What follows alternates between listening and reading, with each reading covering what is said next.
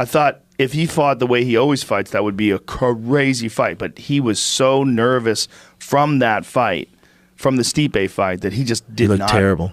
He just couldn't pull the trigger. Well, and then Derek Lewis had a hurt back. Yeah. So you got a complete shit show out of two knockout artists. I just think that Cain's been out for a long time. He's a motherfucker, though, man. Oh, he's the best. I think. You think he's the best? I think he's the best in terms of like physical ability. You think he's the best heavyweight of all time? I think he's the best. I think he has to do a little more work. I don't think he's the best in terms of what he's accomplished.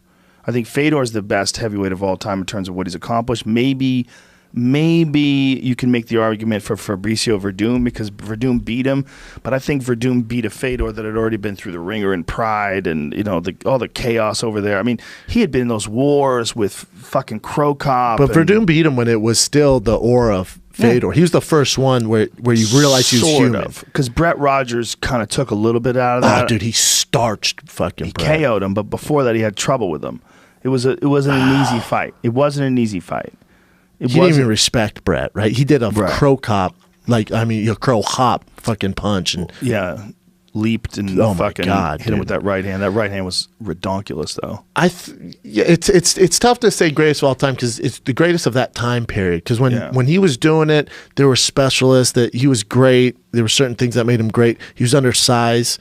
Because if you put his skill set with his frame now into the pool, I don't know if he's the best. But then Cain at his time, when there's JDS and he's in his prime, and Brock Lesnar, he's beating those guys. What Cain would do to people, he would overwhelm you in a way that looked like you were drowning.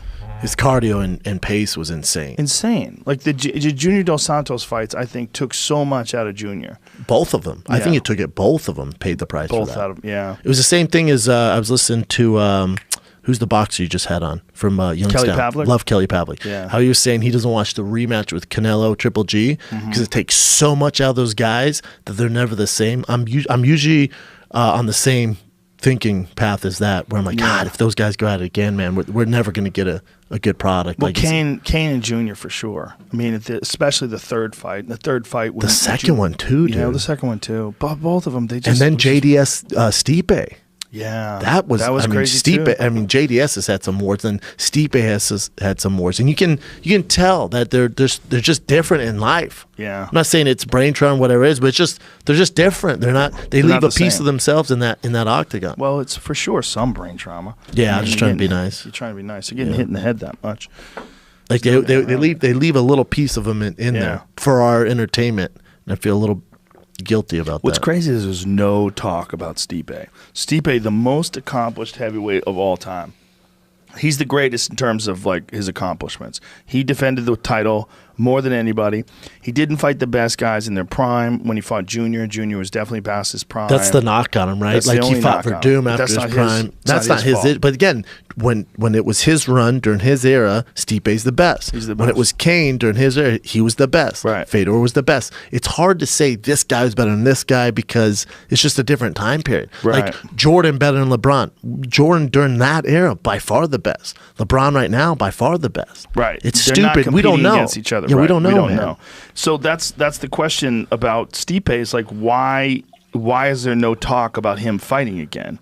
Like why have they not set something up? And he's trying. Like he's trying. Like he even tweeted. He goes, DC, before you retire, let's do it, man. Yeah. Like quit waiting for John. Let's do it. Well, he's being really active on social media trying to, but it doesn't seem like there's a lot of interest. Because he has to be. Yes. You know why? Because it's not in his nature. We know that's not Stipe. Right, we know that. Right. That's not. Stipe's a firefighter, humble, blue-collar dude. He's going to put in work, comes to fight all the time.